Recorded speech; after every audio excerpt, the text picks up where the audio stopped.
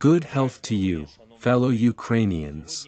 Today, we have taken several new steps to restore justice for Ukraine, to bring to justice all those who are responsible for this criminal war.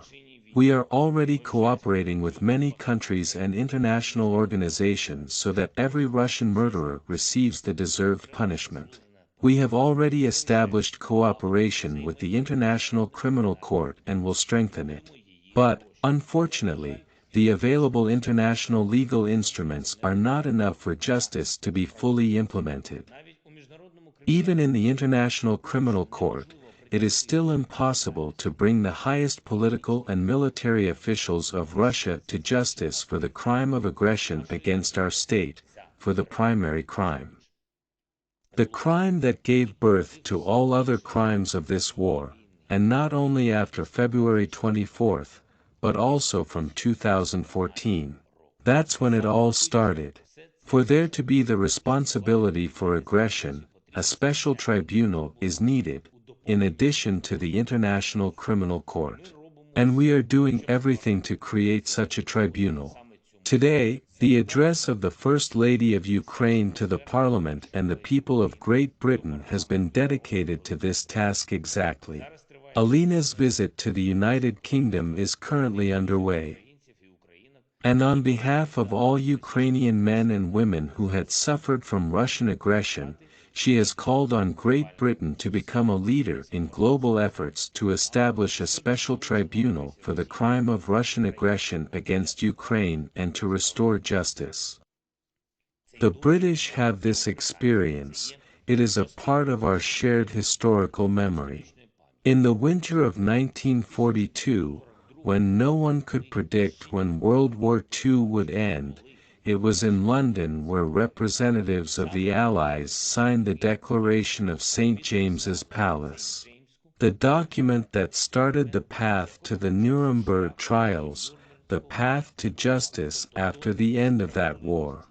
Now we already have strong cooperation with the Netherlands, which is helping with the creation of a prosecutor's office to collect evidence of war crimes. We are working with France, which helps us in field work to document Russian evil. And we must unite the world majority to support the draft of the resolution of the UN General Assembly regarding the special tribunal. We must develop the necessary legal architecture to make the tribunal work.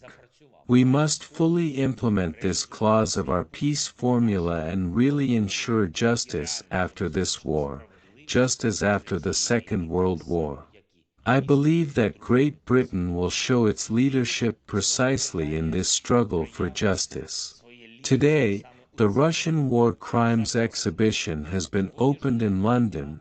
This is a project that demonstrates to the world what Russia has brought to Ukrainian land. This exhibition worked in Davos, during the World Economic Forum, also in New York, during the UN General Assembly, in Brussels, at the headquarters of NATO. Now the British will see it. All leading countries will know and see what evil the Russism is responsible for. A meeting of justice ministers of the G7 countries was held in Berlin, an extremely useful one. Ukraine was represented there by the Prosecutor General and the Minister of Justice of our country. This meeting was devoted precisely to bringing the invaders and the aggressor state to justice for everything they have done. Following the meeting, we see an obvious willingness to work together to eventually restore the force of international law, restore the full effect of the UN Charter and bring Russia to a fair liability. I've spoken with German Chancellor Olaf Scholz today. It is Germany that chairs the G7 this year. We have discussed our cooperation both at the bilateral level and in international institutions. The priorities are clear: protection against missile terror, energy restoration, food security. I have thanked the Chancellor for his support. The situation at the front is difficult. Despite extremely big Russian losses, the adversary is still trying to advance in the Donetsk region, gain a foothold in the Luhansk region, move in the Kharkiv region. Also the enemy is planning something in the south. But we are holding on our defenses and, most importantly, do not allow the enemy to fulfill their intentions. They said they would capture the Donetsk region in spring, summer, autumn. Winter begins this week already. They wasted their regular army there, they are losing hundreds of mobilized and mercenaries there every day, they use barrier troops there.